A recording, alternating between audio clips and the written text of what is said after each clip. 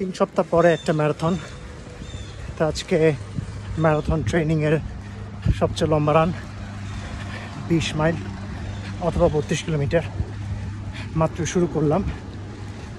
এখন দ্বিতীয় মাইলে আছি, দেখা যাক কী হয়। প্রায় 12 মাইল দৌড়ে ফেলছি, অর্থাৎ হাফওয়েটি কিছু বেশি। সোফার তেমন কোনো সমস্যা হচ্ছে না।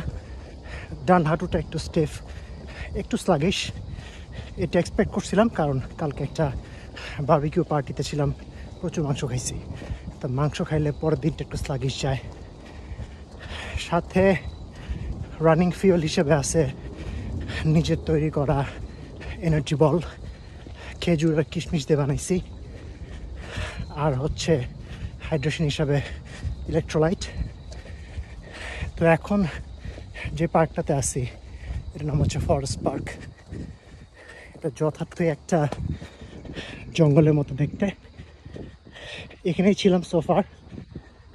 মাইল 2 মধ্যে এখান থেকে বেরোয় যাব, তারপর যাব হচ্ছে আমার এলাকার, আমার বাসার খুব কাছের ফ্লাশিং মেরোজ পার্কে। দেখা হবে। 18 মাইল শেষ, 19তম মাইল আছি।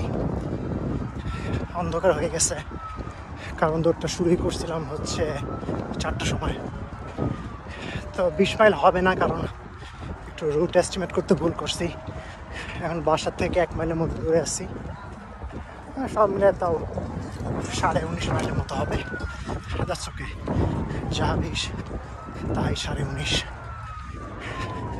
আজকের মতো এখানেই, গুড বাই।